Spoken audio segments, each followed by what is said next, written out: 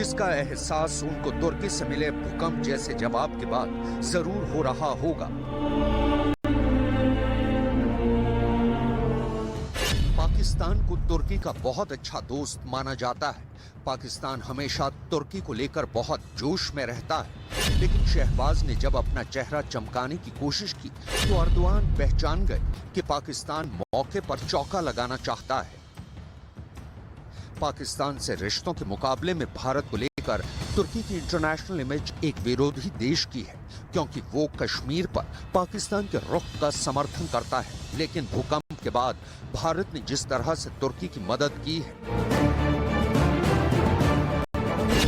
उसे तुर्की और भारत के बीच मजबूत संबंधों की नई शुरुआत कहा जा सकता है। भारत ने तुर्की और सीरिया की तरफ मदद का जो हाथ बढ़ाया है, उसे ऑपरेशन दोस्त का नाम दिया है। विदेश मंत्री एस जयशंकर ने ट्वीट करके बताया है कि तुर्की और सीरिया के साथ भारत दोस्त बनकर साथ खड़ा हुआ है। बहुत बड़ी तबाही आई।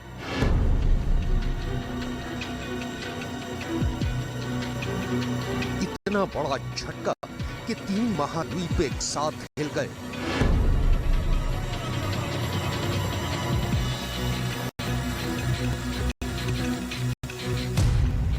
एक दो नहीं, 5000 से ज्यादा इमारतें ताश के पत्तों की तरह ढह गई।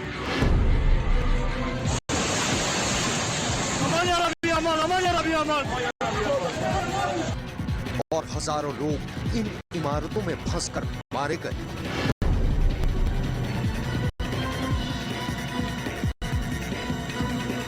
इस तबाही और जलजले के बीच भी आ रही चमक।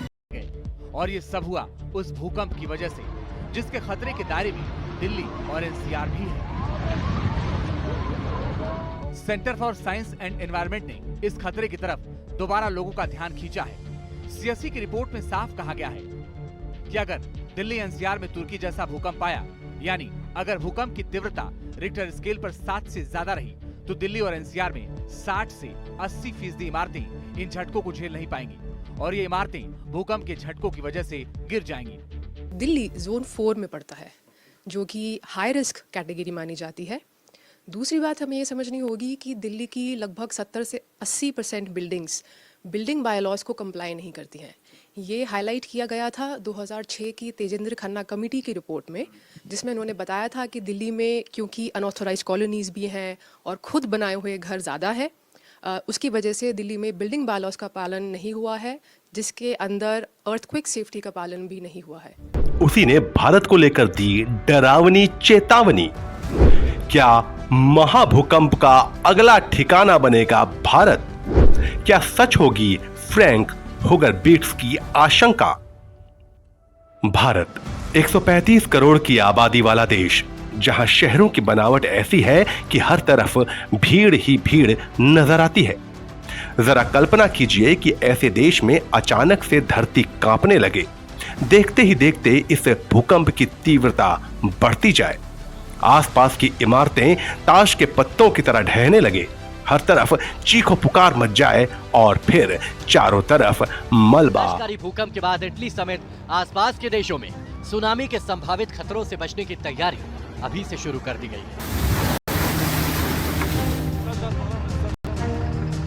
Team news nation. कहने लगे, हर तरफ चीखो पुकार मच जाए और फिर चारों तरफ मलबा और तबाही का मंजर नजर आए तो कैसा लगेगा? ये कल्पना ही दिल को दहला देने के लिए काफी है। तो जरा सोचिए कि अगर सचमुच देश में तुर्की और सीरिया की तरह का बड़ा भूकंप आ जाए तो क्या होगा? तुर्की भूकंप की सटीक भविष्यवाणी करने वाले डच रिसर्चर फ्रैंक होगर बीट्स की माने तो भूकंप का अगला ठिकाना भारत और पाकिस्तान हो सकते हैं। क्या कहती है भविष्यवाणी?